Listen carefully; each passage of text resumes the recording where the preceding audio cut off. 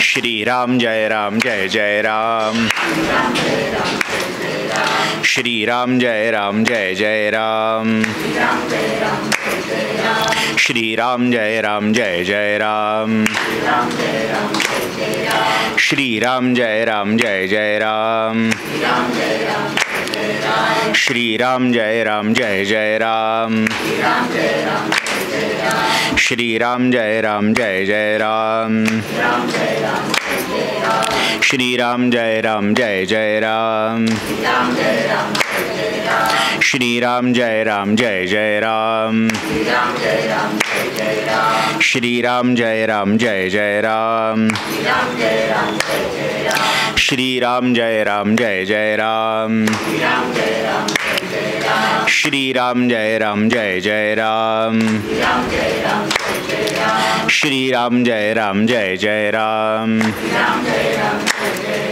श्री राम जय जय राम। श्री राम जय जय राम।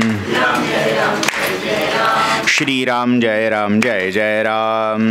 श्री राम जय जय राम। श्री राम जय जय राम। श्री राम जय जय राम। श्री राम जय जय राम। जानकी जीवन स्मरण जय जय राम। ओंकार माद्यम प्रवदन्ति संतो वाच श्रुतीनामपि यं गृह्णन्ति गजाननं देवगणानताङ्घ्रिं भजेऽहमर्धेन्दुकृतावतंसं। नमस्ते शारदे देवी सरस्वती मतिप्रदे वसत्वं मम जिह्वाग्रे सर्वविद्याप्रदा भव। योऽन्तः प्रविश्य मम वाचमिमां प्रसुप्तां संजीवयत्यखिलशक्तिधरस्वधाम्ना अन्यांश्च हस्तचरणश्रवणत्वगादीन् प्राणान्नमो भगवते पुरुषाय तुभ्यं। वन्दे गुरुपदद्वन्द्वम् अवाङ्मनसगोचरं रक्तगौरप्रभामिश्रम् अतर्क्यं त्रैपुरं महः। वागरथाविव सम्पृक्तौ वागरथप्रतिपत्तये जगतः पितरौ वन्दे पार्वती परमेश्वरौ। यः पृथिवी भरवारणाय दिविजैः सम्प्रार्थितश्चिन्मयः संजातः पृथिवीतले रविकुले मायामनुष्यो व्ययः। निश्चक्रं हतराक्षसं पुनरगाद् ब्रह्मत्वमाद्यं स्थिरां कीर्तिं पापहरां विधाय जगतां तं जानकीशं भजे। विश्वोद्भवस्थितिलयादिषु हेतुमेकं मायाश्रयं विगतमायमचिन्त्यमूर्तिम् आनन्दसान्द्रममलं निजबोधरूपं सीतापतिं वेदिततत्त्वमहं नमामि। मनोजवं मारुततुल्यवेगं जितेन्द्रियं बुद्धिमतां वरिष्ठं वातात्मजं वानरयूथमुख्यं श्रीरामदूतं शरणं प्रपद्ये। जय जय रघुवीर समर्थ महारुद्र हनुमान की जय। करता करविता श्रोता वक्ता श्रीराम समर्थ श्रीराम। आपण गेले 2 दिवस हनुमान चालिसाचं चिंतन इथे प्रारंभ केलेला आहे चिंतनाला। श्री गुरुचरण सरोज रज निज मनु मुकुर सुधारी बरनऊ रघुवर बिमल जसु जोदायक फलचारी। बुद्धिहीन तनु जानिके सुमिरो पवन कुमार बलबुद्धि विद्या देहु मोहि हरहु कलेस बिकार। जय हनुमान ज्ञान गुण सागर जय कपीस तिहु लोक उजागर। रामदूत अतुलित बलधामा अंजनी पुत्र पवन सुतनामा। महावीर विक्रम बजरंगी कुमति निवार सुमति के संगी। इथपर्यंत आपण काल पाहून पूर्ण केलं होतं। जो कुमति निवारण करून सुमती देणारा आहे आणि सुमतीचा संगी पण आहे। मारुतीचा प्रसाद झाला आहे केव्हा ओळखावं, जेव्हा असलेली कुमती कुबुद्धी ही आपणहून दूर व्हायला लागते। मारुतीचा प्रसाद झाला असं निखालच समजावं। आम्हाला मारुतीच्या समोर उभं राहून असं मनात येत असेल, माझा कोणीतरी एक शत्रू आहे, त्याचं वाटोळं होऊ दे, अशी प्रार्थना करायची इच्छा बुद्धी होत असेल, आम्हाला असं वाटत असेल त्याच्याकडे भरपूर पैसा आहे, त्यातला निम्मा जरी मला मिळाला तरी माझं कोट कल्याण होईल, अशा वेगवेगळ्या नाही त्या बुद्धी जर आपल्याला हनुमंताच्या समोर उभं राहून सुचत असतील तर लक्षात घ्या, तुम्ही फक्त मारुतीच्या मंदिरात उभे आहात, मारुतीची कृपा अजून झालेली नाही। हनुमंताची कृपा होणं याचा अर्थच तुमच्या ठाई असणारी कुबुद्धी कुविचार कुमती ही गेली पाहिजे। आपणहून आत्मशुद्धी ही सुरू झाली पाहिजे। म्हणजे शुद्ध मराठीत सांगायचं झालं तर सेल्फ असेसमेंट ही जर होत नसेल तर हनुमंत अजून आपल्याला खूप लांब आहेत असं समजायला हरकत नाही। आपण फक्त त्यांचे फॉलोअर आहोत, डिव्होटी व्हायला अजून बराच पल्ला गाठायची बाकी आहे। का तर ते कुमती निवार, ते कुबुद्धी निवारण करणारे आहेत आणि त्यांच्या भक्तीला लागणं, त्यांच्या उपासनेला लागणं याचा अर्थच कुमती कुबुद्धीचा संग सोडणं आहे।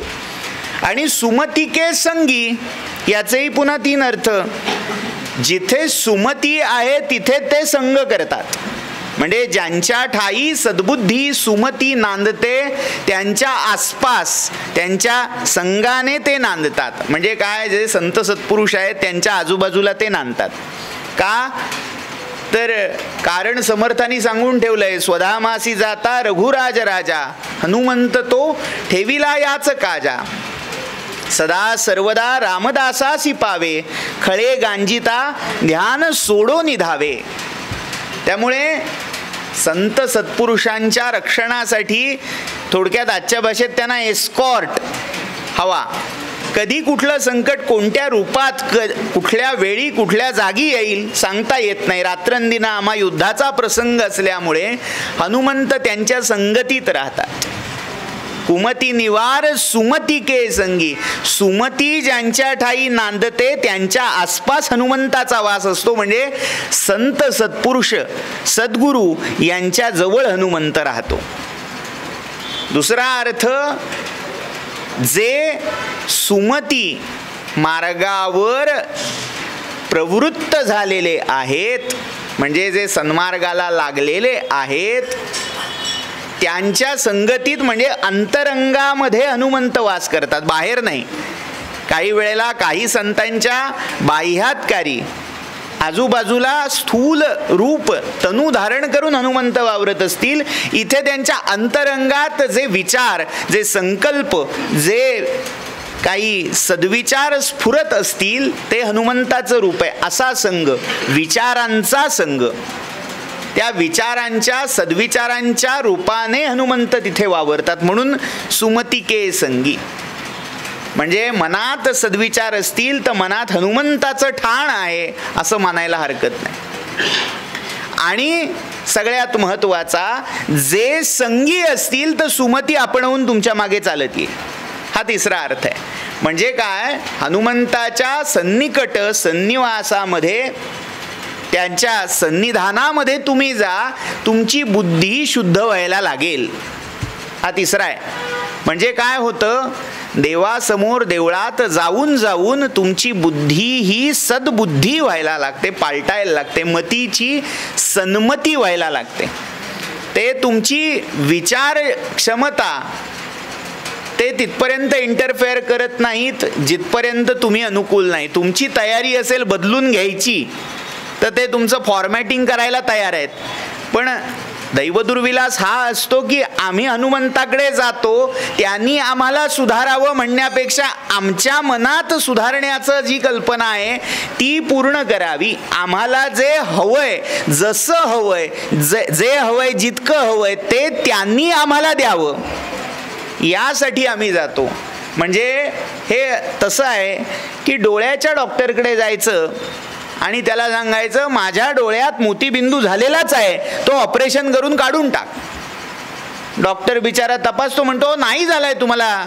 नाही मला माहिती आहे ना, तुम्हाला कळतं का मला कळतं, मला झालाच आहे, तुम्ही ऑपरेशन केलं पाहिजे. मी गुगलवर कालच रात्री पाहिलंय, ही सिम्पटम्स दिसत आहेत, ही मोतीबिंदूची आहेत. त्यामुळे डॉक्टरला शिकवतो आपण. तसं आम्ही हनुमंताकडे जाऊन काय मागतो, हनुमंत ब्रह्मचारी आहे, पण युवा वर्ग काय मागतो ते न बोललेलं चांगलं हनुमंताकडे जाऊन. किंवा वयोवृद्ध झालेली मंडळी देखील काय मागतात, तो बिचारा ब्रह्मचारी संन्यस्त सगळा सर्वसंग परित्याग करून जो रामभजनामध्ये तल्लीन झालाय, तिथे जाऊन आम्ही राम न मागता आम्हाला आराम कसा मिळेल ते मागतो. विषयातल्या संसारातल्या इच्छा आम्ही त्याच्याकडे मागतो. तो म्हणतो घे एकदाचा निटळ, पुन्हा तोंड दाखवू नकोस. हे असं होणं अपेक्षित नाहीये. सुमतिके संगी याचा अर्थ त्यांचा संग झाल्यावर, त्यांच्या समोर उभं राहिल्यावर आम्हाला सुमती सन्मती सुचायला लागली पाहिजे, हे त्यांच्या संघाचं लक्षण आहे. म्हणून सुमतिके संगी. पुढे गोस्वामीजी म्हणतायत, कंचन बरन बिराज सुबेशा, कानन कुंडल कुंचित केसा, हाथ वज्र और ध्वजा बिराजे, कांधे मूंज जनेऊ साजे. आता हनुमंताचं सगुण समूर्त सचल रूपाचं ध्यान सांगतायत. कसं ध्यान आहे तर अतिशय देदीप्यमान, म्हणजे सूर्यनारायणाच्या 12 आदित्यांपैकी 12व्या, म्हणजे 12 त्या कला आहेत सूर्याच्या. प्रत्येक देवतेच्या कला ठरलेल्या आहेत. जशा चंद्राच्या 16 कला आहेत, अग्नीच्या 10 कला आहेत, तशा सूर्याच्या 12 कला आहेत. आणि त्यातली जी 12वी कला आहे ती नित्य हनुमंताच्या ठाई नांदते. भगवान शंकरांच्या रुद्र रूपातला जो 11वा रुद्रांश आहे तो हनुमंता ठाई नांदतो. अष्टवसूंमधल्या 8व्या वसूचा जो वासव अंश आहे तो हनुमंताच्या ठाई नांदतो. तर गंमत काय आहे, इतकं देदीप्यमान असं रूप आहे, तेज आहे. कंचन बरन, तप्त कांचनाप्रमाणे. हनुमंताचा वर्ण कसा आहे हो, वेगवेगळ्या रंगसंगती सांगितल्या जातात. कोणी म्हणतं पिंगट, पिंगल आहे, कोणी म्हणतं काळा आहे कृष्ण, कोणी म्हणतं श्याम आहे, कोणी म्हणतं गौर आहे. अशी वेगवेगळी रंगसंगती सांगितली जाते. यातलं नेमकं खरं काय धरायचं तर मूळ कपिरूप आहे. कपिरूपाचा वर्ण हा पिंगल, पिंगट, कपिल असा सांगितला जातो. कपिल म्हणजे कपिवत, कपीचा वर्ण जसा असतो पिंगट वर्णाचा तसा. पण त्याच्या अंगावर जी लव आहे, हिंदीतला किंवा इंग्लिशमधला लव नव्हे, हे लव म्हणजे थोडक्यात अंगावर जी रोमावली आहे त्या रोमावलीचा वर्ण हा कसा आहे तर तो तप्त कांचन वर्ण असा सांगितलेला आहे. सोनं जर तापवलं तर ते कसं दिसतं, पिवळं दिसत नाही, ते लालसर पिंगट दिसायला लागतं. निखाऱ्याचा कसा वर्ण असतो तसा अंगावरची त्यांच्या रोमावली ही त्या पिंगल वर्णाची आहे. आणि ते पिंगट म्हणजे कसं नुसतं नव्हे, डल पिंगट नाहीये, ते अतिशय तप्त झालेल्या सोन्याप्रमाणे झळाळून चमकून उठून दिसणारं असं रूप आहे. त्यामुळे कंचन कांचन बरन वर्ण बिराज, कंचन बरन बिराज सुबेशा, व हे लक्षात ठेवायचं. सुवेशा, सुवेश म्हणजे ज्यांचा वेश हा सुशोभन आहे, सुंदर आहे. हनुमंताचं ध्यान हे अतिशय सुंदर आहे. ते कपिमुख कपिरूप जरी असलं तरी तिथे कुठेही कुरूपतेचा लवलेश नाही आहे. ही फार महत्त्वाची गोष्ट आहे. आपल्याला काय वाटतं, वानर आहे म्हणजे कुरूप आहे, पण प्रत्येक प्राणीसृष्टीला त्याचं स्वभावसिद्ध असं सौंदर्य दिलेलं आहे. अभाव आहे तो आमच्या दृष्टीतल्या सौंदर्याचा. आमच्या दृष्टीमध्ये, आमच्या विचारामध्ये इतकी कुरूपता ठासून भरलेली आहे की आम्हाला आधी ते कुरूपच दिसतं. का तर आमची दृष्टी कुरूप आहे, आमचे विचार कुरूप आहेत, आमच्या विचाराला कुबड आलेलं आहे, त्यामुळे जग कुबडं दिसतंय. ब्रह्मचैतन्य महाराज कायम सांगायचे, दुसऱ्याच्या ठाई एखादा दोष दिसतोय याचा अर्थ तो आपल्यात आहे म्हणून आपण तो दुसऱ्यात पाहतोय. जे आपल्यात आहे ते आपण दुसऱ्याच्या ठाई पाहायचा प्रयत्न करत असतो.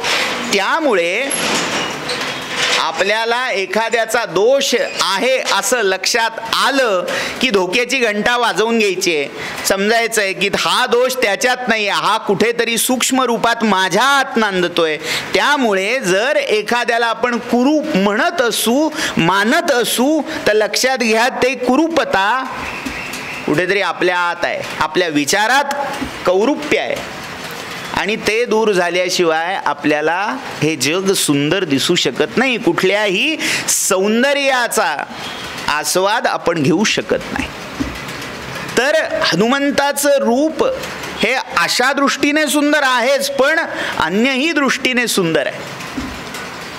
गंमत अशी झाली आहे, आपण जर नवनाथ भक्तिसार नावाचा ग्रंथ कधी वाचला असेल तर त्या नवनाथ भक्तिसारामध्ये कथा आहे, अख्खं एक स्त्री राज्य या भारतामध्ये नांदत होतं. ज्या राज्यामधला सगळा कारभार हा स्त्रियाच पाहत होत्या. म्हणजे अगदी राणीपासून, म्हणजे आता राजा नाही म्हणायचं, तिथे राणी म्हणायचं, राणीपासून अगदी सामान्य कर्मचाऱ्यापर्यंत सगळ्या स्त्रियाच होत्या. एकही पुरुष तिथे नांदायचा नाही. आणि अशा स्त्री राज्याची जी राणी होती ती हनुमंतावर भाळली आणि तिने हनुमंताचं तप केलं. कशासाठी? हनुमंत मला नवरा मिळावा म्हणून. बघा, म्हणजे सौंदर्य.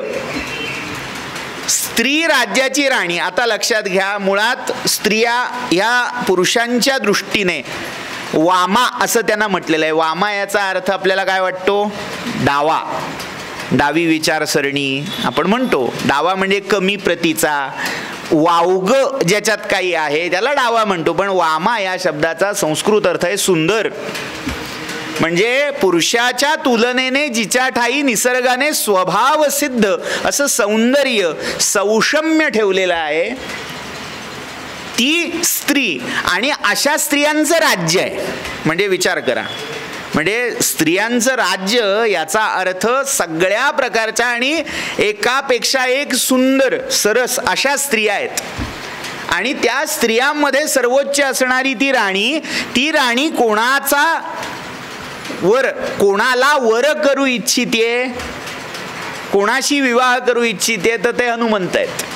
इतकं सौंदर्य त्यांच्या ठाई आहे. आणि हे तप करून वरदान मागितलं, हनुमंत वर मिळावा. देवानी सांगितलं हे माझ्या हातात नाही, बाकी काही वर मी देऊ शकतो, पण माझ्या अहम भक्त पराधीन. हा परमात्मा जरी झाला तरी तो भक्त पराधीन आहे.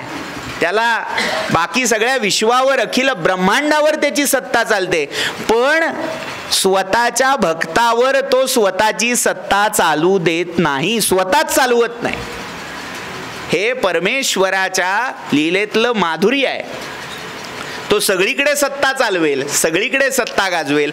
भक्ताच्या ठाई तो स्वतः सेवक होईल आणि भक्ताची सत्ता तो स्वीकारतो. एक उदाहरण आहे, कालच स्वामींचा प्रकट दिन झाला. आपण अक्कलकोट स्वामी समर्थांना काय म्हणतो, अनंत कोटी ब्रह्मांड नायक. सगळ्या अनंत कोटी ब्रह्मांडावर ज्याची सत्ता आहे ते असे स्वामी समर्थ. कर्तुम अकर्तुम मन्यथा अकर्तुम. स्वामींचे पट्टशिष्य होते, त्यांचं नाव होतं हरिभाऊ तावडे. त्यांना स्वामी सूत अशी उपाधी मिळाली. प्रत्यक्ष स्वामींचा आत्मज इतक्या अधिकाराला ते पोचले आणि स्वामींनी आज्ञा केली की आता माझे उत्तराधिकारी म्हणून तुम्ही काम पाहायचंय, माझ्या गादीवर तुम्ही बसायचंय. आणि यांनी निर्णय केला, निश्चय केला की स्वामींना देह सोडलेलं मी पाहणार नाही. हे माझं चिन्मय आराध्य आहे, त्यांच्या देहावसानापर्यंत मी माझा देह ठेवणार नाही असा संकल्प केला. आणि हे स्वामींनी ओळखलं. स्वामींनी सेवेकऱ्यांना पाठवलं. दर महिन्याला सेवेकरी पाठवायचे असतील तसे उचलून घेऊन या, मेण्यात घालून घेऊन या, पेटीत घालून घेऊन या, पण घेऊन या. का तर त्यांनी देहावसानाचा निश्चय केला म्हणून. शेवटी समर्थांनी श्रावणामध्ये सेवेकऱ्याला सांगितलं, म्हणाले आता आला नाही तर तोफ तयार आहे, झोपडी उडवून देऊ. चंदुलाल असं त्याला म्हणायचे. स्वामींची सगळी भाषाच वेगळी होती. स्वामी सुताना म्हणे चंदुलालला जाऊन सांगा की तोफ लावून तयार आहे, आला नाही तर झोपडी उडवून देऊ. ते म्हणाले देह तुमचाच आहे आणि जो निश्चय केलाय तोही तुमच्या कृपेने केलेला आहे, त्यामुळे व्हायचं ते हो, येणं नाही. आणि श्रावणामध्ये त्यांनी देह ठेवला. आता स्वामींना टाळणं अशक्य होतं का? ओ कर्तुम अकर्तुम अन्यथा कर्तुम आहेत म्हणून तर त्यांना समर्थ म्हणतो. पण असं असून देखील आपल्या भक्ताच्या शिष्याच्या इच्छेला ते मान देतात. त्याने निश्चय केलाय तो परमात्मा आपल्या मस्तकी धारण करतो, त्याची आज्ञा स्वतः पाळतो. तसं हनुमंताने ठरवलंय मी ब्रह्मचारी राहणार, मग परमेश्वर सुद्धा त्याच्यात इंटरफेअर करत नाहीत. म्हणाले मी इथपर्यंत आता तुझं कठोर एवढं तप आहे ते व्यर्थ जाऊ नये यासाठी मी आता रदबदली अशी करतो की हनुमंत वर मिळेल का नाही सांगतायत. हनुमंताच्या अंशाने युक्त असा उत्तम हनुमंता इतका पराक्रमी पुरुष तुला वर म्हणून मिळेल. आणि हनुमंताचा अंश ज्यांच्या ठाई होता असे मत्स्येंद्रनाथ त्या स्त्री राज्याच्या राणीचे पती म्हणून पुढे झाले. तात्पर्य काय, हनुमंत किती सुंदर होते हे सांगण्यासाठी हा सगळा प्रपंच. तर असं हे हनुमंताचं रूप कंचन बरन बिराज सुवेशा. आणि पुढे म्हणतायत कानन कुंडल कुंचित केशा. त्यांचे केस, त्यांची रोमावली कशी आहे, कुंचित. कुंचित म्हणजे कुरळी. हे सौंदर्याचं लक्षण आहे. म्हणजे समर्थ कायम रामाचं वर्णन करताना टकार आणि ठकार असं म्हणतात. ठकाराचे ठाण. ठकार म्हणजे काय, अण्णाव नव्हे, नाहीतर कसबा पेठेतून यायचे. रामाचं रूप कसं, ठकार. ठकार मारुतीच्याही स्तवनात ठकारे पर्वतायसा. ठकार हे आकाशाचं चिन्ह आहे. ठकार कसा असतो तर मध्ये शून्य बाहेर शून्य. तर त्या आकाशाप्रमाणे शून्याप्रमाणे असं त्या रामरायाचं, असं त्या हनुमंताचं रूप आहे. आणि त्या रामाचे काय आणि हनुमंताचे काय, केस कसे आहेत तर टकार. ट कसा असतो तसा, ट सारखे त्याचे केश आहेत. त्यामुळे कुंचित केशा, ज्याचे केस हे कुंचित कुरळे आहेत. आणि कानामध्ये ज्यांनी सोन्याची कुंडल धारण केलेली आहेत. सुवर्ण कुंडल हे एक लक्षण आहे. कुंडल धारण करणं हा पूर्वी धर्मशास्त्रातला एक महत्त्वाचा विधी होता. जेव्हा 16 संस्कार आपण म्हणतो त्या 16 संस्कारांमध्ये आपल्याकडे एकच संस्कार आता शिल्लक आहे. काय, लग्न. बाकी सगळे संस्कार, कारण अंत्यसंस्कारापरी अंत्यसंस्कार हल्ली काय करतात, एकदा तिकडे त्या विद्युतदाहिनीत टाकलं की काय व्हायचंय ते होऊ दे, डायरेक्ट भस्मच बाहेर. जन्माला नामकरण संस्काराचाही संबंध राहिला नाही. आत्या राहिली नाही, कारण हम दो हमारा एक, नाही तर ननीच फन. त्यामुळे आत्या नको नाव ठेवायला. मग फ्लॅश मेसेज येतो की आमच्या मुलाचं अमुक अमुक नाव ठेवलं, तिकडून आशीर्वाद द्या, आम्ही इकडून रिसीव करतो. त्यामुळे सगळे संस्कार नामशेष झाले. एकमेव विवाह, तो सुद्धा संस्कार म्हणायच्या पात्रतेचा राहिला नाही. पण पूर्वी प्रत्येक जीवावर, विशेषतः मनुष्य योनीमध्ये जन्मलेल्या जीवावर काही ना काहीतरी संस्कार हा सविधी समंत्रक केला जात होता. आणि त्यातला एक संस्कार जो माहितीये द्विजांना जो केला जातो, किंबहुना द्विज होण्यासाठी जो आवश्यक असतो, तो आहे उपनयन संस्कार. आणि उपनयनानंतर, उपनयन याचा अर्थ काय? उप म्हणजे जवळ, नयन म्हणजे नेणं. गुरुच्या जवळ शिष्याला, त्या बटूला नेणं, म्हणजे त्याला विद्याध्ययनासाठी तयार करणं. रेडी टू लर्न, आता शिकायचंय यासाठी त्याला तयार करणं, यासाठी उपनयन होतं. आणि आता पूर्ण झालं शिक्षण, आता त्याला परत आणायचंय. जे नेलेलं आहे त्याला परत उलटवायचंय. जो घराबाहेर पडला त्याला घरी आणायचंय, त्याला गृहस्थ करायचंय. यासाठी जो संस्कार होता तो आहे समावर्तन. सम आ वर्त म्हणजे परत आणणं, परतवून आणणं. म्हणून मग आपल्याकडे त्याला शब्दाला सोड मुंज, जी बांधलेली आहे. गंमत काय आहे? मुंजी बंधन. मौंजी बंधन म्हणजे काय? मोळ, मोळ नावाचं गवत असतं, त्याच्या झाडू केली जाते. मोळाचे झाडू आपण पाहिले असाल. तर त्याचं वैशिष्ट्य असं आहे की ते फार बोचरं गवत असतं, काचतं, आणि त्याची दोरी रज्जू केली जाते. पीळ देऊन ती पेडी अशी दोरी करतात आणि ती मेखला म्हणून त्या बटूच्या कमरेला बांधतात. कशासाठी आहे हो? काय हिंस्र लोक होती, त्याचं काचलं पाहिजे. आणि काही वेळेला काचणं म्हणजे इतकं की रक्त येईल, सालडी ते चर्म सोलवटून निघेल, इतकं ते घट्ट बंधन, मेखला बंधन असायचं. कशासाठी? आता आपल्याला ब्रह्मचर्याचं कठोर व्रत पालन करायचंय, याची आठवण ते काचून सतत व्हायची. तर असं मौंजी बंधन, आणि त्याला सोडायचं म्हणजे ते बंधनातून बाहेर यायचं, म्हणजे समावर्तन. आता गंमत अशी आहे, ते समावर्तन जेव्हा केलं जायचं तेव्हा त्याला आहेर केला जायचा. काय? तर सोन्याची कुंडलं पूर्वी दिली जायची. ती सोन्याची कुंडलं घातली की लोक समजायचे की आता लग्नाला तयार आहे गडी, आता उपवधू झालेला आहे, हरकत नाही. लग्न किंवा लग्न ठरल्यावर पहिला आहेर ही कुंडलं दिली जायची. पूर्वी समावर्तन हल्लीसारखं नव्हतं की या महिन्यात पुंज झाली पुढच्या महिन्यात समावर्तन, असं धर्माला मान्य नाही. ते किमान जेवढी वर्ष विद्याध्ययन चाललंय तिथपर्यंत तो कटीवर मेखला बंध सांभाळायचा, आणि नंतर यथाकाली लग्न ठरल्याच्या आधी ते समावर्तन करून घ्यायचं.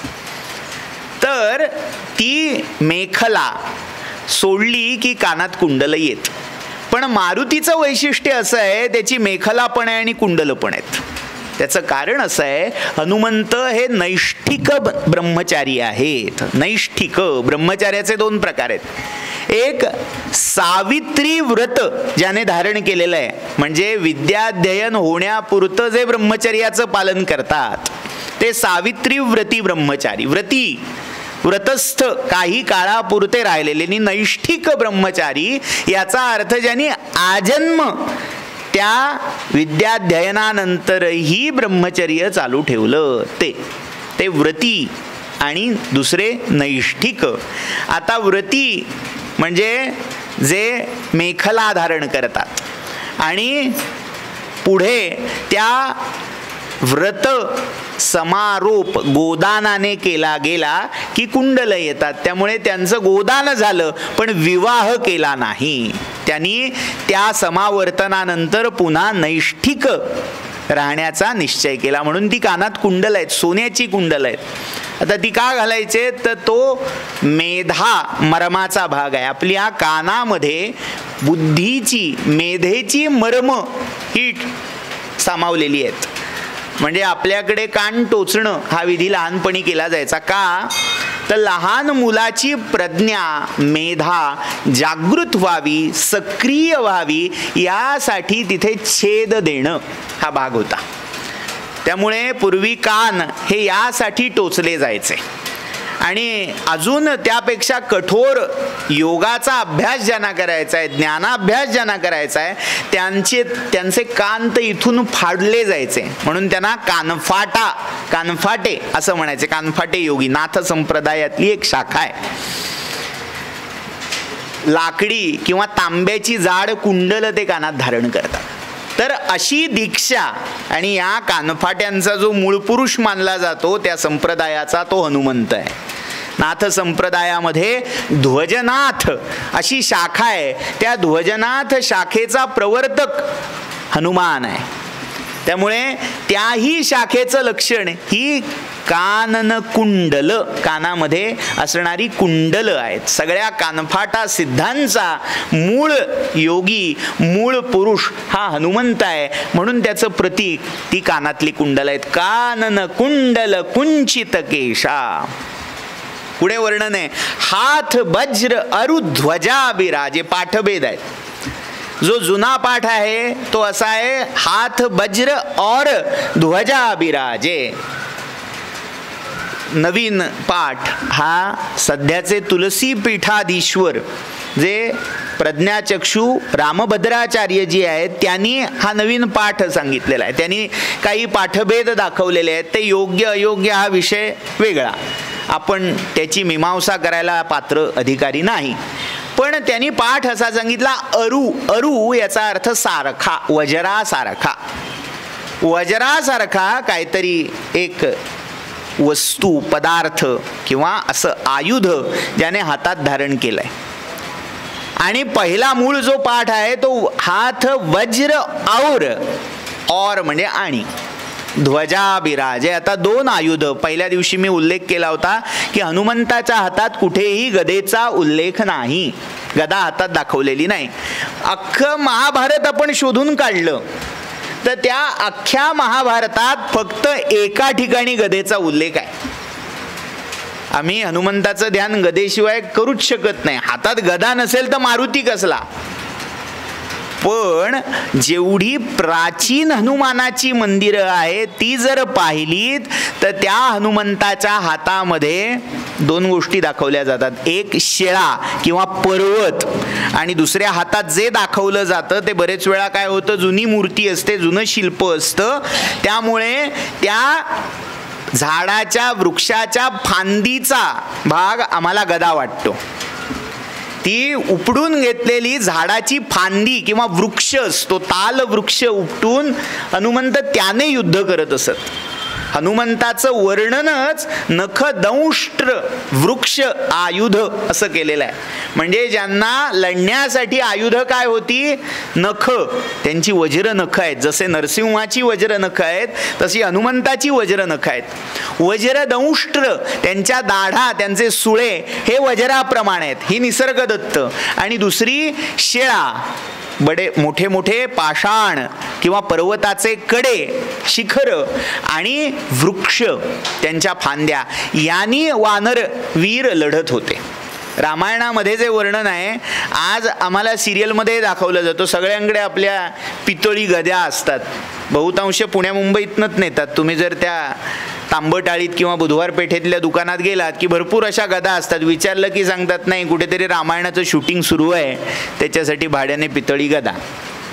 मुळात रामायणामध्ये जो उल्लेख आहे तो गदांचा उल्लेख कुठेही नाही. जो हनुमंताच्या हातातल्या गदेचा उल्लेख आहे हा सुंदरकांडामध्ये, जेव्हा माता जानकीच्या आज्ञेने हनुमंतानी त्या अशोक वनिकेचा विध्वंस आरंभला आणि त्यांना थांबवण्यासाठी, त्यांचं परिमार्जन करण्यासाठी जेव्हा असुरवीर धावून आले तेव्हा त्यांना मारण्यासाठी हातात दुसरं काही सापडेना, एवढी मजबूत झाडं आजूबाजूला दिसेना, तेव्हा हनुमंतानी त्या अशोक वनिकेच्या द्वारावर, म्हणजे गेट जे होतं ते दार लावण्यासाठी एक लोखंडी तोमर ठेवलेलं होतं. तोमर म्हणजे लोखंडी काटेरी गदा. ती गदाच उचलली आणि त्या तोमराने सगळ्या राक्षसांचा पाडाव केला. हा गदापाणी असल्याचा एकमेव संदर्भ.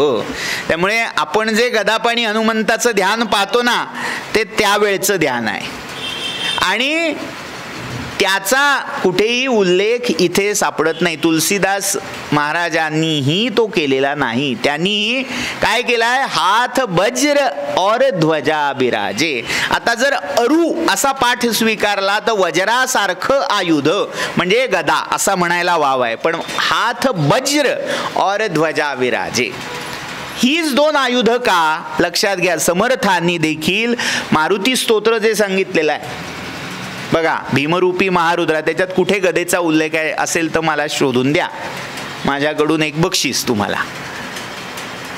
समर्थांनीही तिथे स्पष्ट उल्लेख केलाय, ध्वजांगे उचली बाहो आवेशे लोटला पुढे.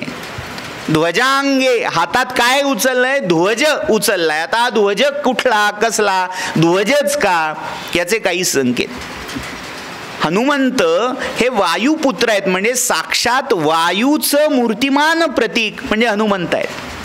त्यामुळे वायूचं जे आयुध धर्मशास्त्राने सांगितलं, जेव्हा आपण एखाद्या देवतेचं यंत्र तयार करतो, प्रत्येक देवतेच्या पूजेसाठी आवरण देवता स्थापन केल्या जातात, त्याला यंत्र म्हणतात.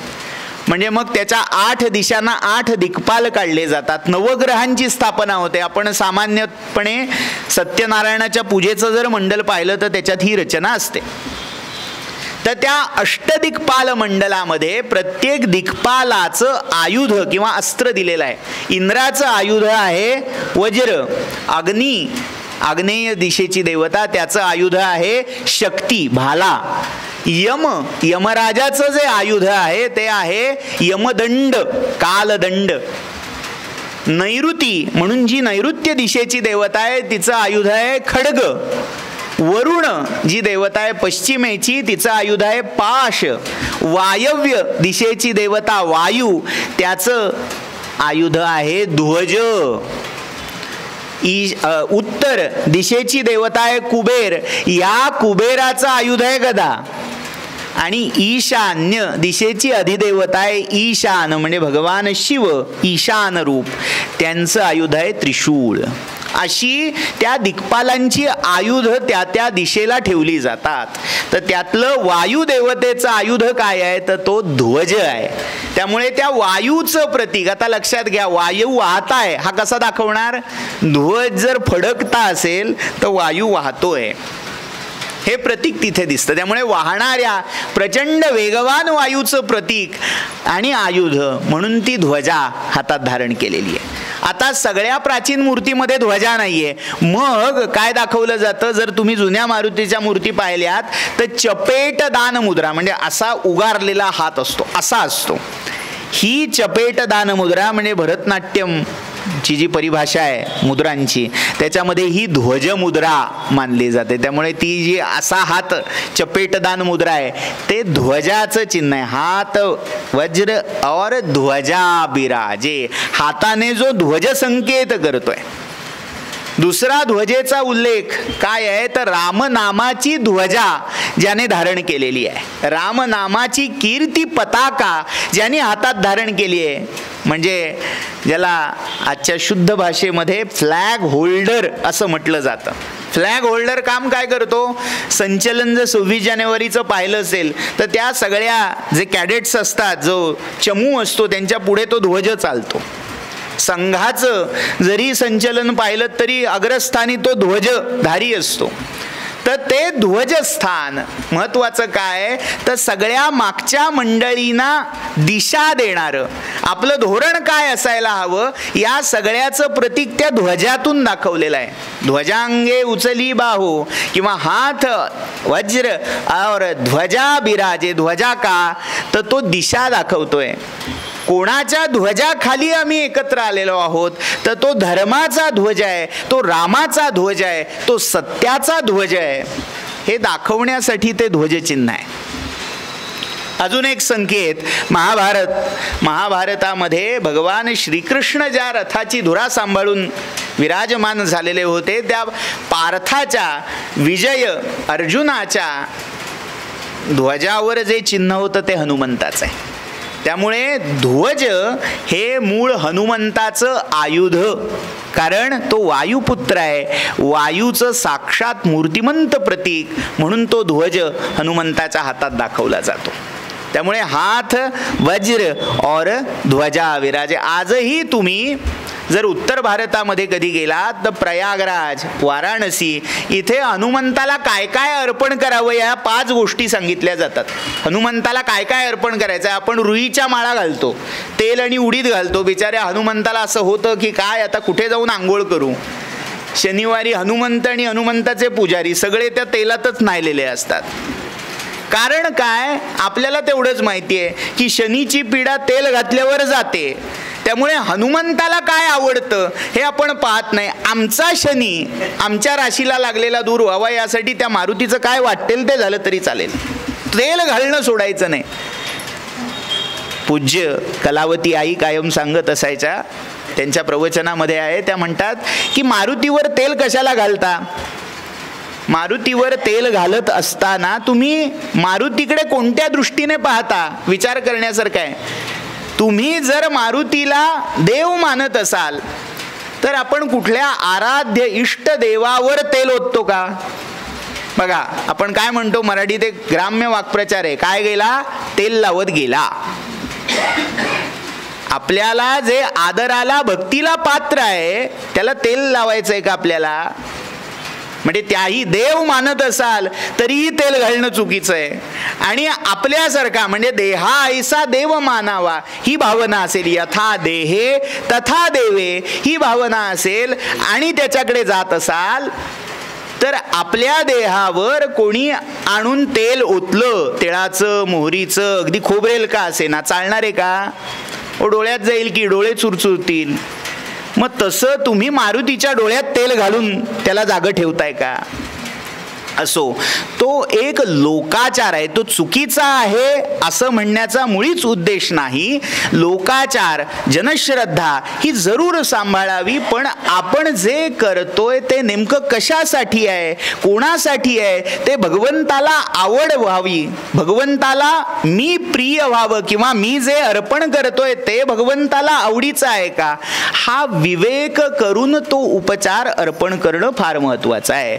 पंचायत सगळी इथे येते, आम्ही आमच्या धोरणात आम्हाला हवं ते अर्पण करतो. देवाला काय आवडतं याचा विचारच आम्हाला सुचत नाही.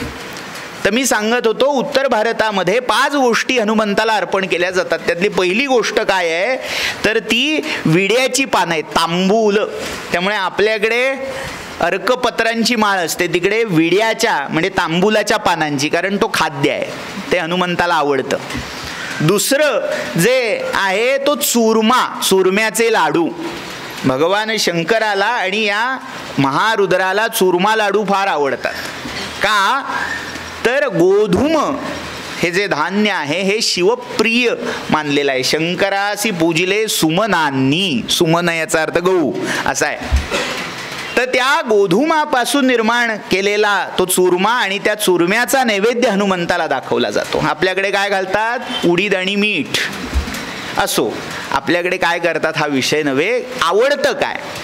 तिसरी जी वस्तू अर्पण केली जाते ती ते वानर रूप आहेत. त्यामुळे वानर रूपाला आवडतील अशी फळं, केळी किंवा अन्य फलं अशी अर्पण केली जातात. आणि सगळ्यात महत्वाची गोष्ट ध्वज अर्पण केला जातो, पताका अर्पण केली जाते. निशाण, डोलकाठी अशी त्या हनुमंताला लांबून लांबून लोक नवस करून ती तिथे व्हायला नेत असतात. आणि धर्मशास्त्रामध्ये हे हनुमत पताका विधान यासाठी सांगितलेलं आहे. त्याचे इतके आता सांगू नये, कारण मग काय होतं, हे ऐकल्यावर ही सगळी बाय प्रॉडक्ट्स असतात. लोक मूळ त्यातलं तत्वज्ञान, त्यातला नीतिबोध बाजूला ठेवतात आणि मग आम्ही कसं करायचं, आमच्या घरावर करू का यासाठी मागे लागतात. तर हनुमत पताका विधान नावाचं विधान धर्मशास्त्रामध्ये सांगितलेलं आहे. विधान पारिजात नावाचा ग्रंथ आहे. त्या विधान पारिजात ग्रंथामध्ये नृसिंह भट्ट नावाच्या विद्वानाने हा दिलेला आहे. जर एखाद्या वास्तूवर प्रासादावर विद्युतपाताचं भय असेल, अशनीपाताचं भय असेल तर त्याचं निवारण व्हावं यासाठी ही हनुमत पताका तिथे स्थापन केली जायची. हाच उपयोग महाभारतामध्ये भगवान श्रीकृष्णांनी अर्जुनाच्या रथावर हनुमत पताकेची स्थापना करून केलेला आहे. जेवढी अमानवी अशी आयुध, अस्त्र, शस्त्र होती ते सगळे आघात त्या हनुमत पताकेच्या स्थापनेने परावृत्त केले. आणि जशी ते हनुमत ध्वज स्थान तिथनं हल्लं, दूर झालं, तत्क्षणी तो रथ भस्मसात झाला.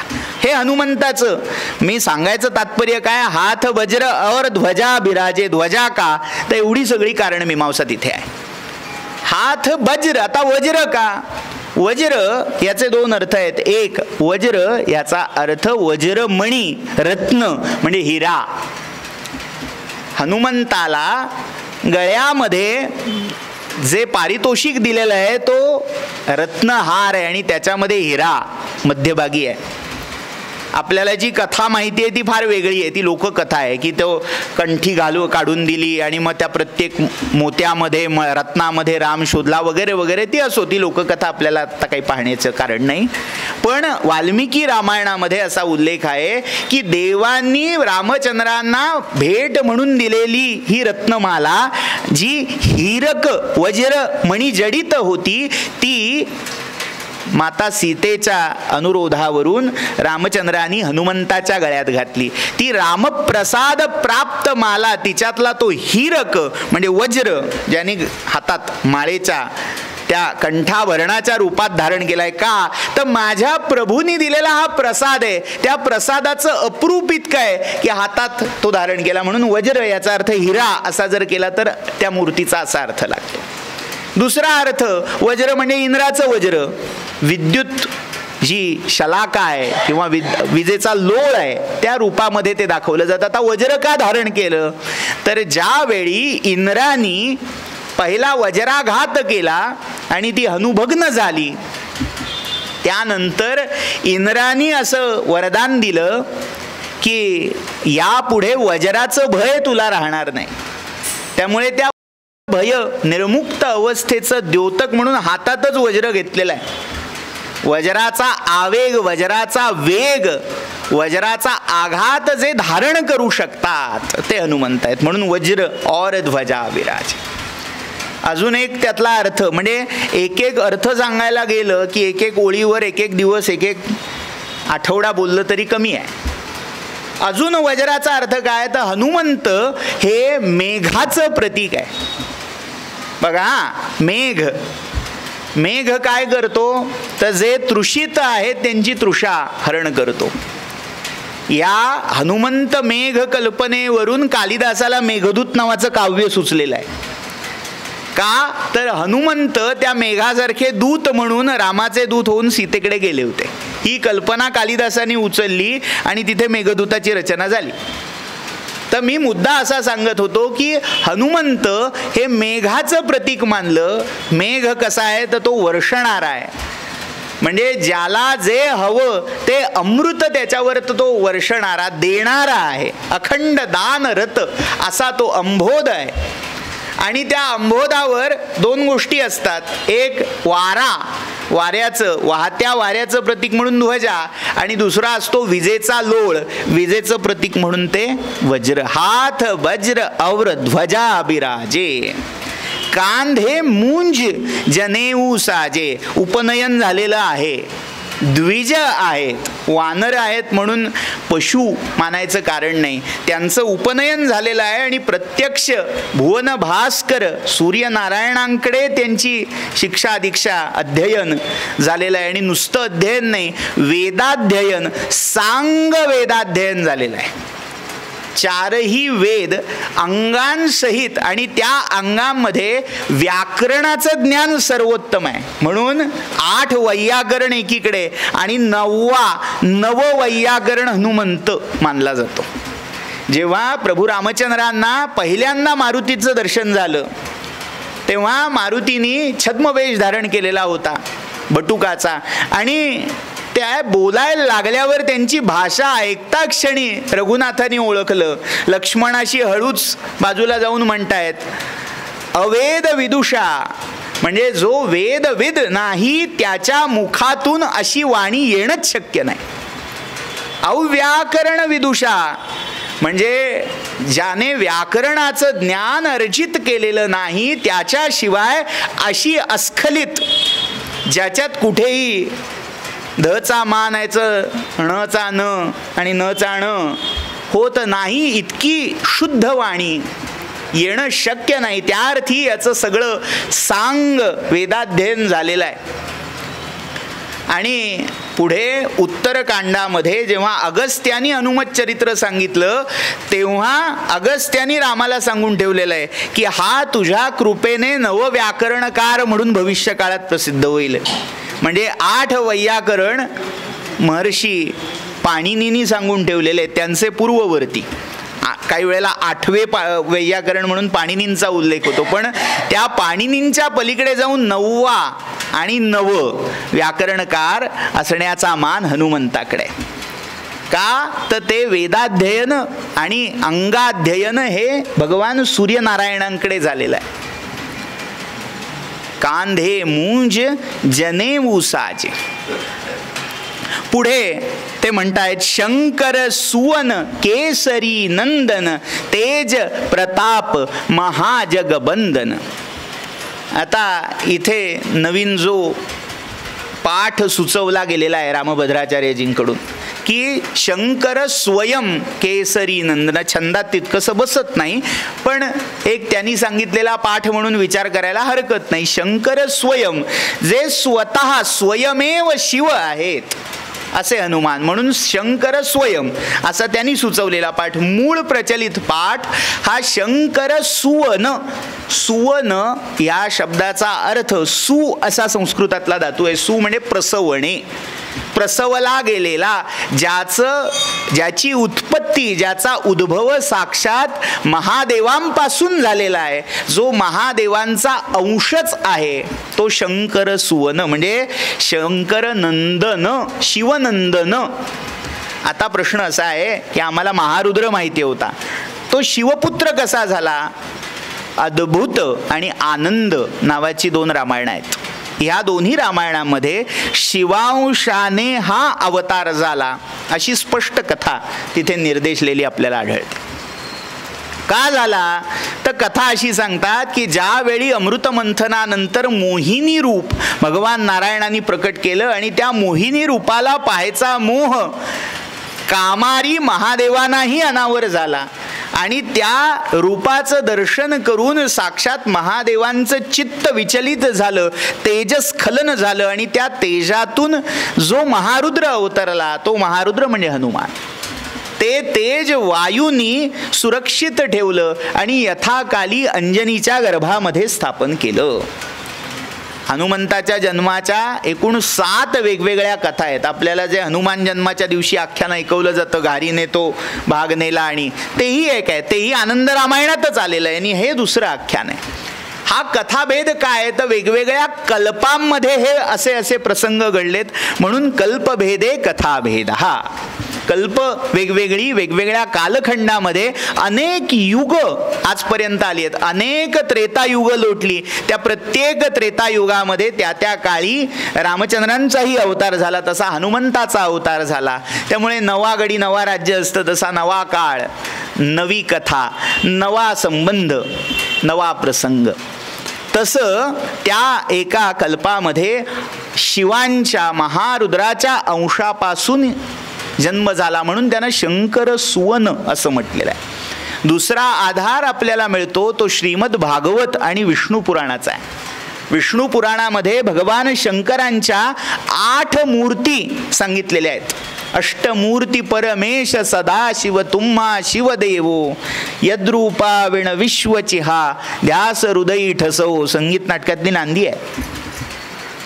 8 भगवान शंकरांच्या मूर्ती आहेत. 8 ठिकाणी 8 अधिष्ठानांमध्ये त्यांना पाहायचं आहे. कुठल्या कुठल्या त्याचं वर्णन कविकुलगुरू कालिदासांनी केलेलं आहे. या सृष्टी स्रष्टुराद्या वहती विधिहुतम या हविर्याच होत्री ये द्वे कालम विधत्ता श्रुती विषय गुणा या स्थिता व्याप्य विश्वम या माहुः सर्व बीज प्रकृतिरीतिया प्राणिनो प्राणवंता प्रत्यक्षाभिप्रपन्न स्तनुभिरवतुवस्ताभिरष्टाभिरीशः. इकडून तिकडून गेले वारे. ओ सारखं तुम्ही संस्कृत करता. तुमचा ठीक आहे अभ्यास आहे. सगळं असं धडधड बोलल्यावर कसा कळणार अर्थ. थोडा उचकटून बघूया. या सृष्टी स्रष्टुराद्या या सगळ्या सृष्टीमधली पहिली सृष्टी, पहिलं सर्जन काय तर ते सर्जन आहे जल. आपस्तदग्रे समवर्तताधी असं वेदातही म्हटलेलं आहे. सगळ्यात आरंभ या जलतत्वाने झालाय. जलापासून जीवन झालं. त्यामुळे पहिली सृष्टी जल ही शिवाची मूर्ती आहे. दुसरी वहती विधिहुतम विधीपूर्वक मंत्रपूर्वक ज्या आहुती जे हवीरद्रव्य यज्ञामध्ये समर्पित केलं जातं त्याचं वहन करणारा हुताशन हुतवह म्हणजे अग्नी हे दुसरं रूप आहे. या हवी ही म्हणजे जी हवी दिली जाते तोही रुद्रच आहे. आणि याच होत्री हवन करणारा दीक्षित तो पण शिवच आहे. त्यामुळे दीक्षिताला शिवमूर्ती मानलं जातं. जो यज्ञ दीक्षा धारण करतो ती साक्षात शिवमूर्ती आहे. या हविर्याच होत्री ये द्वे कालम विधत्ता जे दोन्ही काल म्हणजे 2 काळ कुठले ढोबळमानाने दिवस आणि रात्र. या दिवस आणि रात्रीला धारण करणारे उजळून टाकणारे जे सूर्य आणि चंद्र आहेत त्या सूर्य आणि चंद्र ह्या शिवाच्या 2 मूर्ती आहेत. ये द्वे कालम विधत्ता.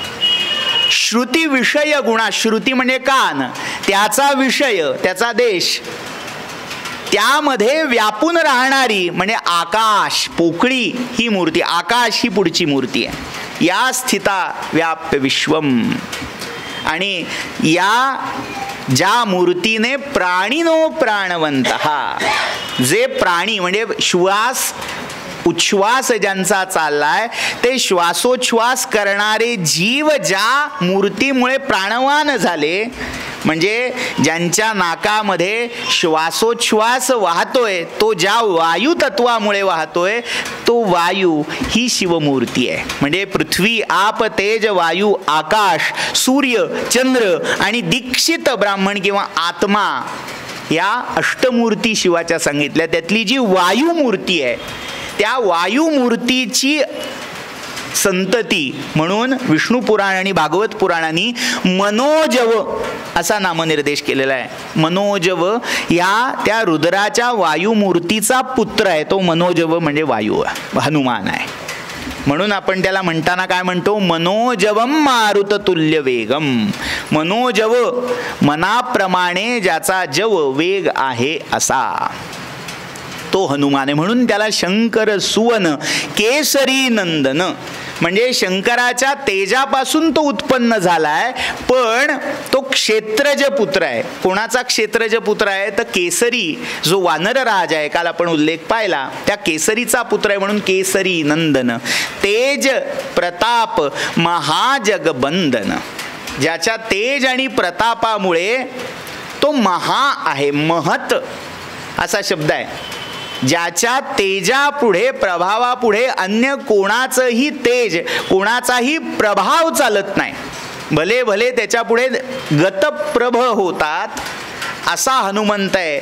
आणि ज्याला सगळं जग म्हणजे जड आणि गतिशील जगत जगत्याम जगत जे स्थिर आहे आणि गतिशील आहे चर आहे आणि अचर आहे असं सगळं चराचर जगत ज्याला वंदन करतो तो महा जगबंधन.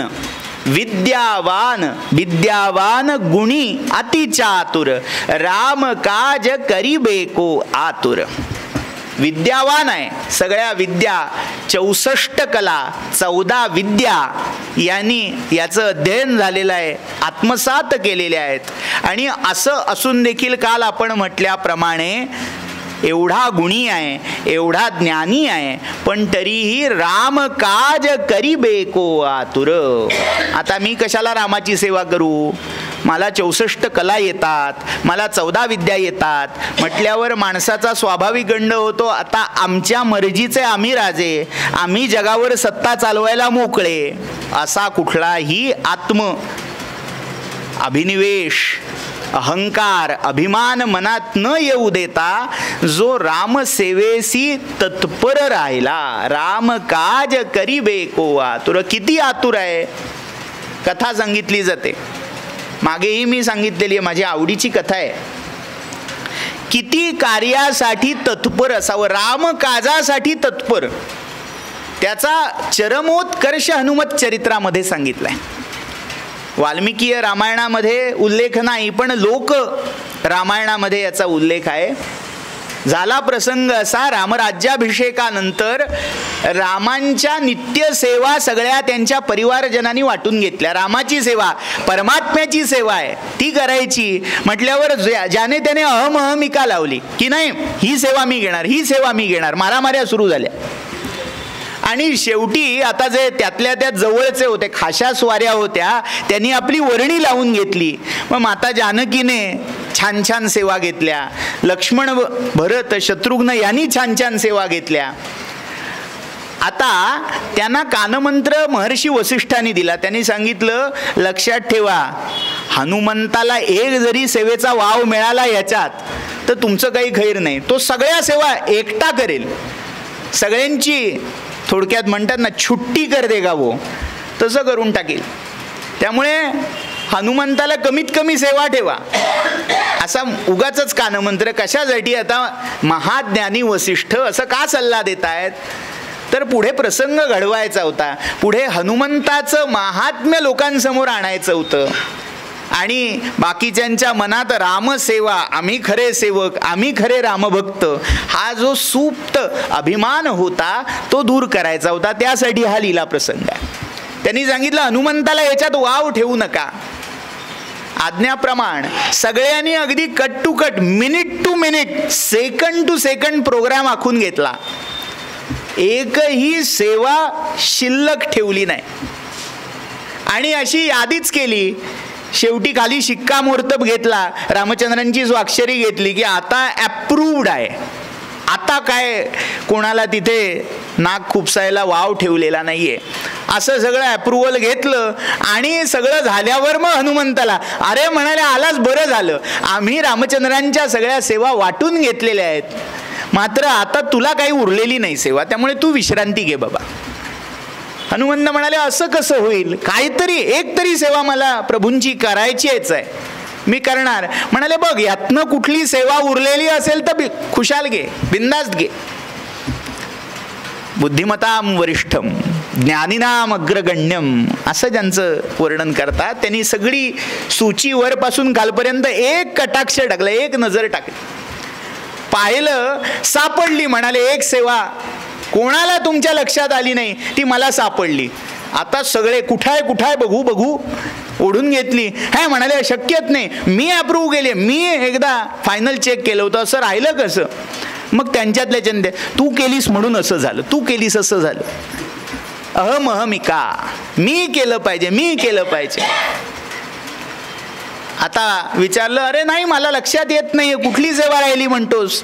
हनुमंत म्हणाले, प्रभू रामचंद्रांना जर जांभई आली तर जांभई आल्यावर धर्मशास्त्राचा असा संकेत आहे, एक मुखपिधान करावं म्हणजे तोंड झाकून घ्यावं, किंवा ते शक्य नसेल तर चुटकी वाजावी, अंगुलीभंग करावा. आता काय, चुटकी वाजवावी ही सेवा तुम्ही कोणी घेतली नाही, ती मला द्या.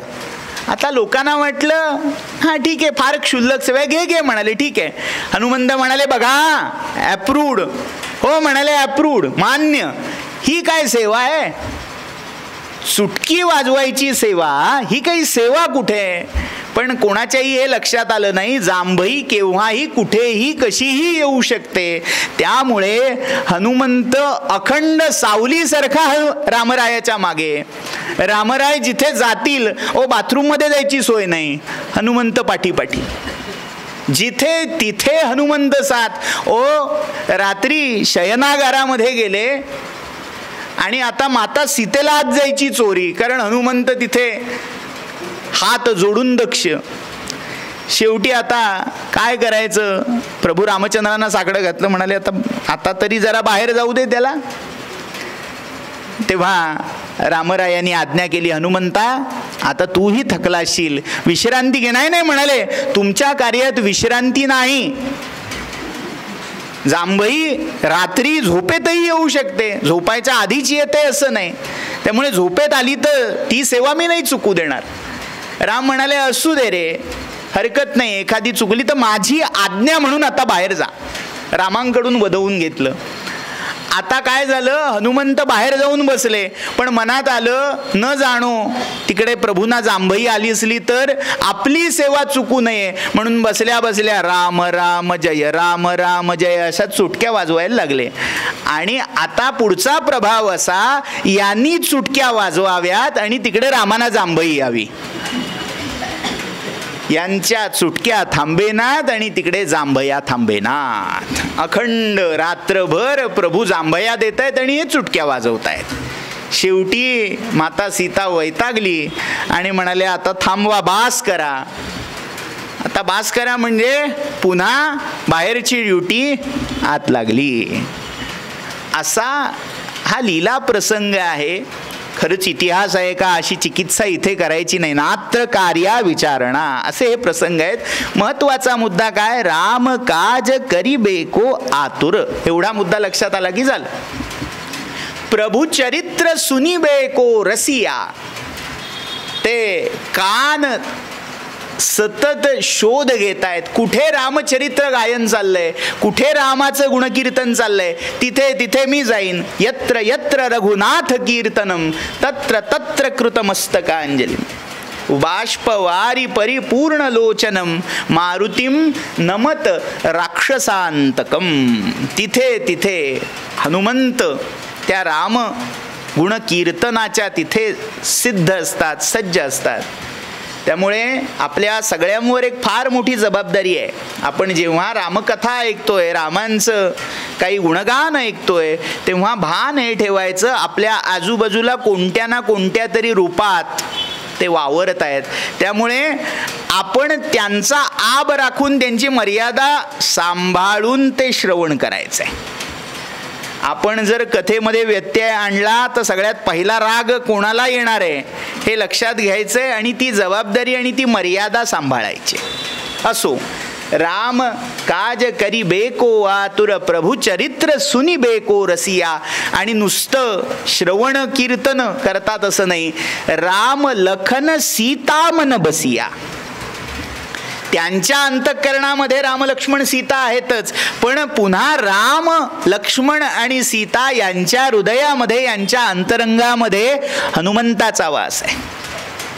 म्हणजे जसं हनुमंताच्या हृदयामध्ये सीतारामाचं रुपडं बाकीच्यांनी पाहिलं, तसं जर रामांचं हृदय पाहिलं तपासून तर तिथे कोण मिळणार आहे, तर तिथे हनुमंत मिळणार आहे. राम लखन सीता मन बसिया.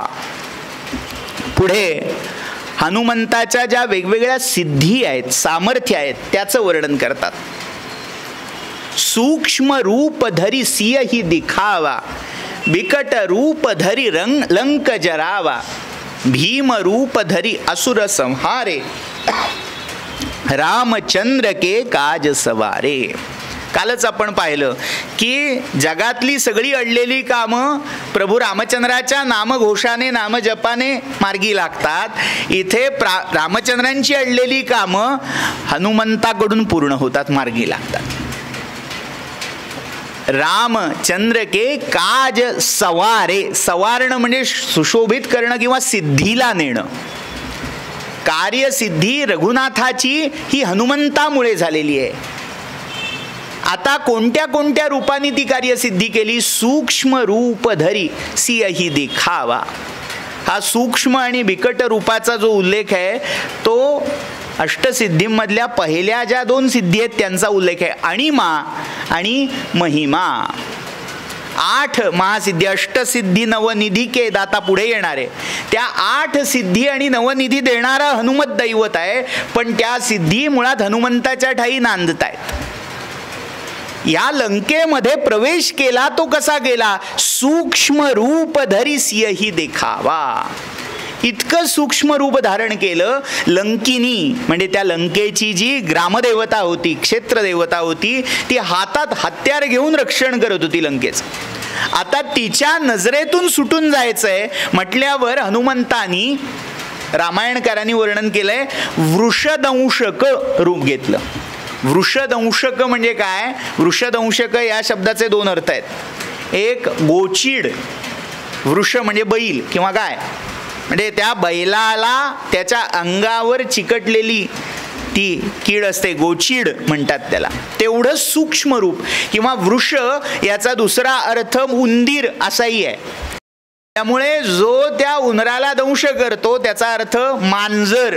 वृषदंशकाचा दुसरा अर्थ मांजर. त्यामुळे 2 भाष्यकारांनी 2 अर्थ केलेत. एक म्हणतात मांजराचा इतका सूक्ष्म झाला.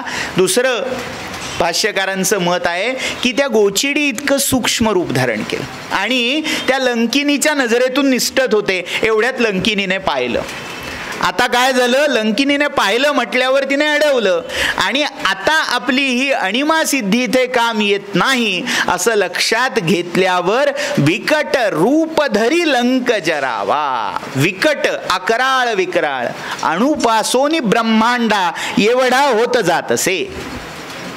मी पहिल्या दिवशी म्हटलं होतं, कंटेंट तोच आहे, भाषा वेगळी आहे, मसाला तोच आहे, फक्त नावं वेगवेगळी आहेत. समर्थ जे मारुती स्तोत्रात सांगतायत तेच इथे हनुमान चालिसामध्ये सांगितलं जात आहे. अणुपासोनी ब्रह्मांडा एवढा होत जात असे.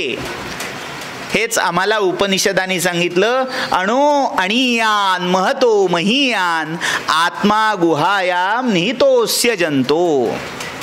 अणूपासून अणूहून सूक्ष्म असा तो हनुमंत होऊ शकतो. सूक्ष्म रूप धरी.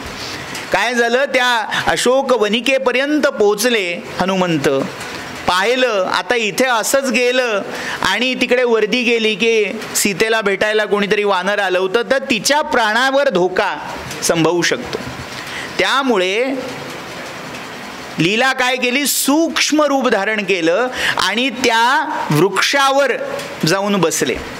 त्या वृक्षावर बसून पक्ष्या इतकं सूक्ष्म रूप धारण करून रामकथेचं गायन केलं आणि रामकथेचं गायन करून सीतेला आश्वासित केलं, आश्वस्त केलं. इथे कोणीतरी रामाचा चरित्र जाणणार आहे म्हणजे आप्त कोणीतरी आलाय हा विश्वास तिला वाटला. आणि त्यावेळी मनामध्ये जी आवर्तनं चालली होती, आता आत्मघात करावा की काय अशा निष्कर्षाप्रत सीतामाई पोचली होती. त्या मनोवस्थेतून बाहेर काढून तिला आश्वस्त करण्याचं काम हनुमंताने केलं. ते सूक्ष्म रूप धरी, सूक्ष्म रूप धारण करून केलं आणि महासिद्धीच्या योगे हे साध्य झालं. सिंही दिखावा.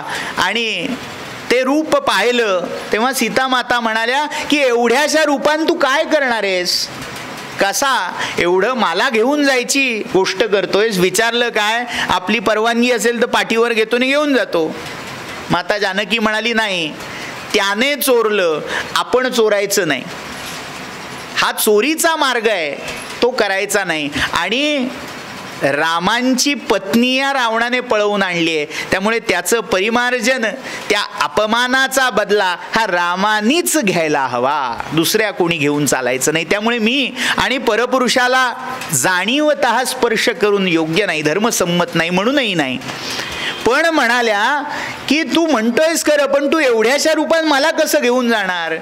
असं म्हटल्या क्षणी इतकं विराट रूप धारण केलं हनुमंतानी. म्हणाले बघ. आणि तो आवाज, ते रूप पाहिलं, राक्षसी हादरल्या, वर्दी गेली आणि मग अक्षयकुमार, जांबूमाली हे सगळे त्याला पकडण्यासाठी धावून आले. विकट रूप धरी. पुढचा सगळा कथाभाग माहितीये, लंक जरावा. सगळी लंका लावली हा वाक्प्रचार तिथपासून आला. भीम रूप धरी असुर संहारे. पुढचं रूप आहे ते भीम. भीम याचा अर्थ भी धातू आहे. भी म्हणजे भय देणारा. मूर्तिमंत भीती, मूर्तिमंत भयदायक असं रूप आहे म्हणून ते भीम असं रूप आहे. असं रूप पांडवामधल्या मध्यमाचं होतं म्हणून त्याला भीम म्हणायचं. वृकोदर असं त्याचं मूळ नाव आहे. तो भीम. भगवान शंकरांच्या ज्या 8 मूर्ती आपण पाहिल्या त्या प्रत्येक मूर्तीला एक नाव आहे आणि त्यातली ही जी मूर्ती आहे त्या मूर्तीचं नाव भीम असं आहे. म्हणून त्या मूर्तीचं क्षेत्र पुण्याच्या जवळ आजही आपण जातो. कुठलं? भीमाशंकर. भीमशंकर असं मूळ नाव आहे. तिथे भीमा नावाच्या नदीचा किंवा भीमरथी नावाच्या नदीचा उगम होतो म्हणून त्या भीमा नदी सहित असणारा शंकर म्हणून भीमाशंकर. पण ते मुळात भीम असं रूप आहे. भीती देणार, असुरांना भयावह भयंकर असं ते रूप म्हणून तो भीम रुद्र आहे. म्हणून समर्थांनी सुरुवातच स्तोत्राची भीमरूपी महारुद्रा अशी केलेली आहे. भीमरूप धरी असुर संहारे, असुरांना भय वाटेल असं ते रूप आहे.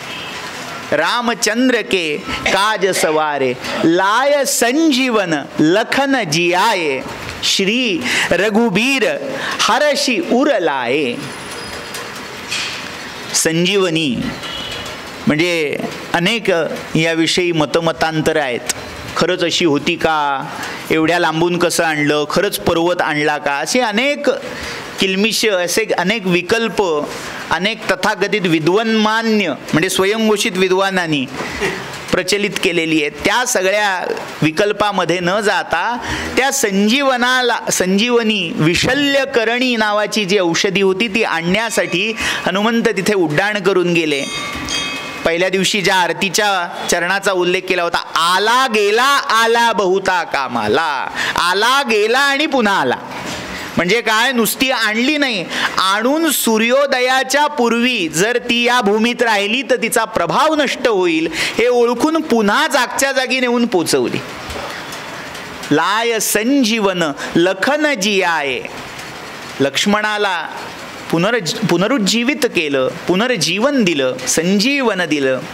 आणि श्री रघुबीर हरशी उरलाय. इतका आनंद रघुनाथाला झाला की आनंदाने हर्षाने उराशी कवटाळलं. सांगितलं, आम्ही 4 भावंड आजपर्यंत होतो, आता तू 5वा. आमचा 5वा भाऊ तू आहेस. आणि हेच उद्गार पुढे जेव्हा युद्धकांडाच्या शेवटी भरताची भेट झाली तेव्हा भरतानी हनुमंताच्या विषयी रामानी काय आधी सांगितलंय ते ऐकलं नव्हतं. तेच उद्गार भरताच्या मुखातून आलेले आहेत की तू आमचा 5वा भाऊ आहेस. श्री रघुवीर हरशी उरलाय, रघुपती कीन्ही बहुत बड़ाई, तुम मम प्रिय भरत ही समभाई. सहस बदन तुम्हारो जस गावे, असुकही श्रीपती कंठ लगावे. सहस वदन म्हणजे सहस्र ज्याची वदन आहेत असा अनंत शेष हा देखील तुझं गुणगान करतो. म्हणजे का? तर शेष हा वाणीची देवता मानलेला आहे. का? तर वाणी कुठे राहते? जिभेवर. आपल्याला किती जिभा असतात? हो, सामान्य माणसाला 1 असतात. म्हणजे फसवे असतात त्यांना 2 जिभेचं म्हणतात की नाही? द्विजिव्ह असं म्हणतात.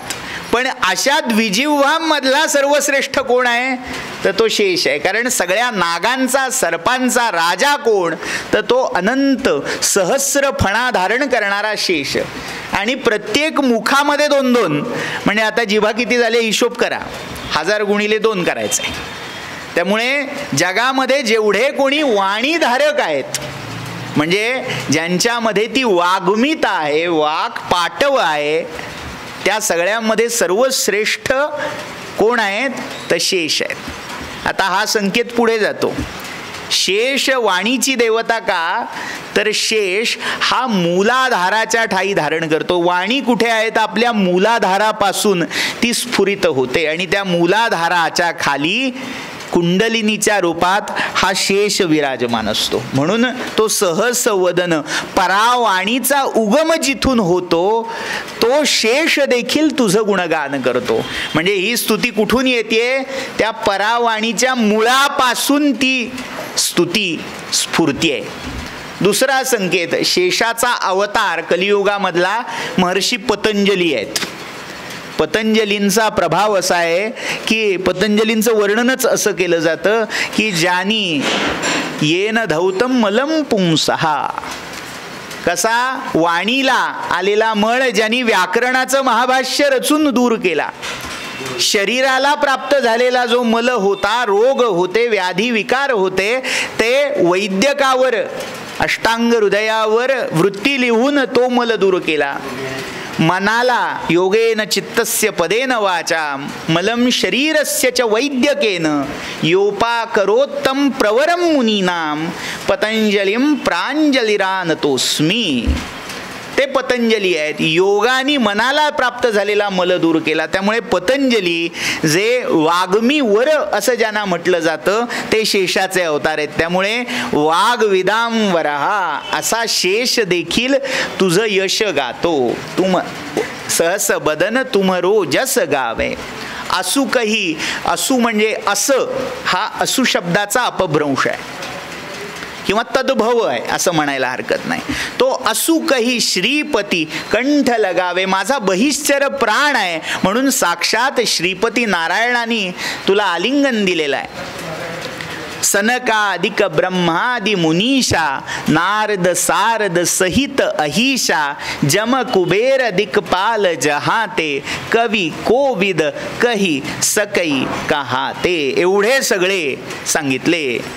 सनकादिक, सनक सनंदन सनातन सनत कुमार, नारद, सनकादिक ब्रह्मादि प्रत्यक्ष ब्रह्मदेव, मुनीषा मोठे मोठे ऋषी मुनिश्रेष्ठ, नारद, सारद, सारद म्हणजे शारदा, सहित अहिषा शेष, जम यम कुबेर हे सगळे दिक्पाल आहेत. दिक्पाल जहाते, कवी मोठे मोठे महाकवी, कोविद विद्वान, कही सकई कहाते. ते अगदी जरी तुझी स्तुती करायला भाट म्हणून उभे राहिले तरी त्यांच्याच्याने तुझी स्तुती, तुझं यश यथार्थपणे पूर्णपणे वर्णिलं जाणं शक्य नाही. कही सकई कहाते. असं हे हनुमन महिमान इथे गोस्वामीजी आपल्याला सांगतायत. अजून सांगण्यासारखं बरंच आहे. आपले अजून 2 दिवस 2 सत्र शिल्लक आहेत. त्यामध्ये उर्वरित स्तोत्राचा विचार करूया आणि आजच्या ह्या अतिवेल अशा झालेल्या सत्राला विराम देऊया. इत्येषा वाङ्मयी पूजा श्रीमच्छङ्करपादयोः अर्पिता तेन देवेश प्रियतां मे सदाशिवः. तव तत्त्वं न जानामि कीदृशोऽसि महेश्वर यादृशोऽसि महादेव तादृशाय नमो नमः. काया वाचा मनोभावे तुझा मी म्हणवी तसे, हे लाज तुझला माझी बुद्धी दे रघुनायका. रामा मी तव दास दास म्हणवी माते कशाचे भय, रामा जाईन ज्या स्थळी सुखघना होईल तेथे जय.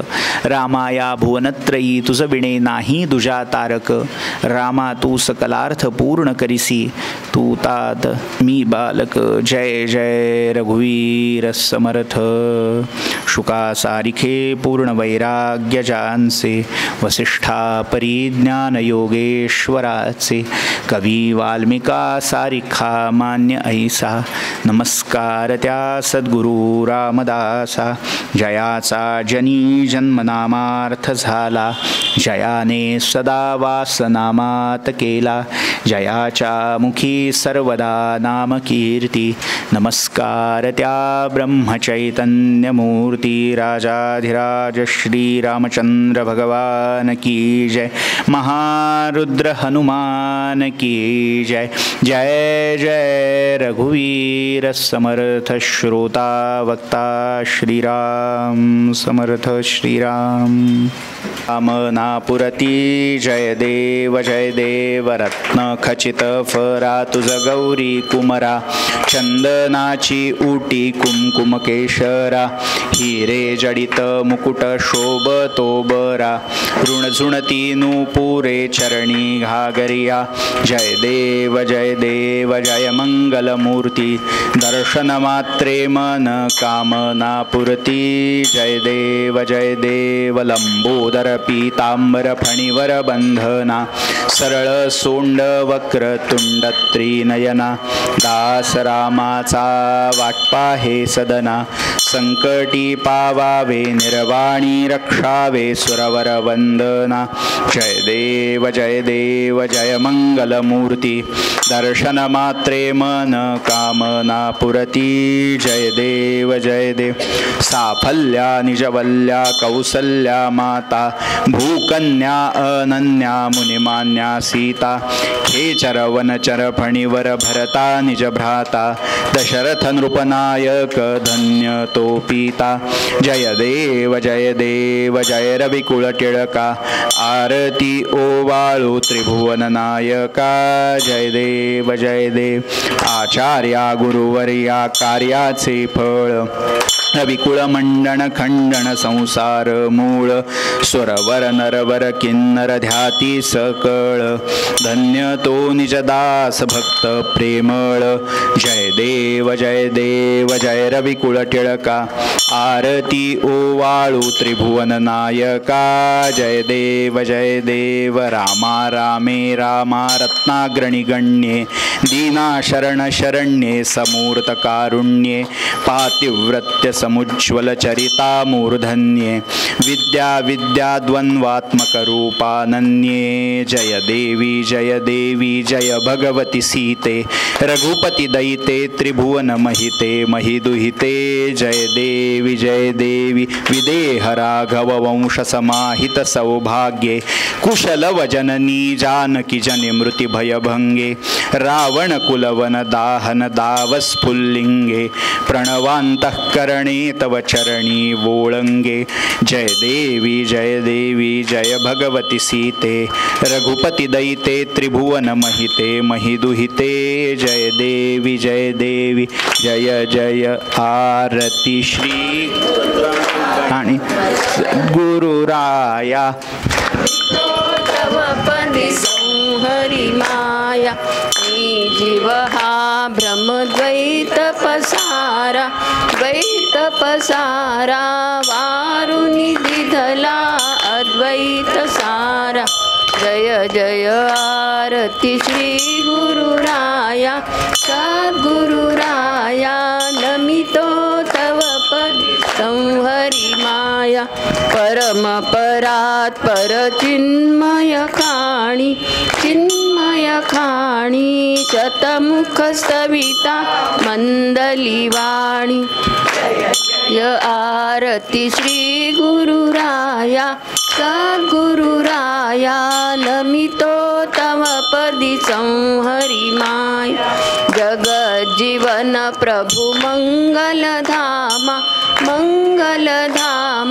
नाम रूपाती तू अभिरामा जय आरती श्री गुरुराया सद्गुरुराया नमितो तव पदी संहरी सत्राणे उड्डाणे हुंकार वदनी करिडळमळ भूमंडळ सिंधू जळगगनी कडाडिले ब्रह्मांड धाके त्रिभुवनी सुरवर नरनीशाचर त्या झाल्या पळणी जय देव जय श्री हनुमंता तुमचे नी प्रसादेन भिकृतांता जय देव दुमदुमली पाताले उठला प्रतिशब्द थरथरला धरणी धरमानीला खेद कडाडले पर्वत उडगण उच्छेद रामी रामदासा शक्तीचा शोध जय देव जय श्री हनुमंता तुमचे नी प्रसादेन भिकृतांता जय देव घालीन लोटांगण वंदीन चरण डोळ्यान पाहिन रूप तुझे प्रेमे आलिंगिन आनंदे पूजिन भावे ओवाळीन म्हणे नमा त्वमेव माता पिता त्वमेव बंधु सखा त्वमेव विद्या द्रविणं त्वमेव सर्वं मम देव काय कायेन वाचा मनसेन्द्रियैर्वा बुद्ध्यात्मना वा प्रकृते स्वभावात् करोमि यद्यत् सकलं परस्मै नारायणायेति समर्पयामि. अच्युतं केशवं रामनारायणं कृष्णदामोदरं वासुदेवं हरिं श्रीधरं माधवं गोपिकावल्लभं जानकीनायकं रामचन्द्रं भजे. हरे राम राम राम हरे हरे. हरे कृष्ण कृष्ण कृष्ण हरे हरे. हरे राम राम राम हरे हरे. हरे कृष्ण कृष्ण कृष्ण हरे हरे. सीताकांत स्मरण जय जय राम. सदा सर्वदा योग तुझा घडावा, तुझे कारणी देह माझा पडावा. उपेक्षू नको गुणवंता अनंता, रघुनायका मागणे हेचे आता. उपासनेला दृढ चालवावे, भूदेव संतासी सदा लवावे. सत्कर्मयोग वय घालवावे, सर्वामुखी मंगल बोलवावे. जय जय रघुवीर समर्थ. कर्ता कर्विता श्रोता वक्ता श्रीराम समर्थ श्रीराम.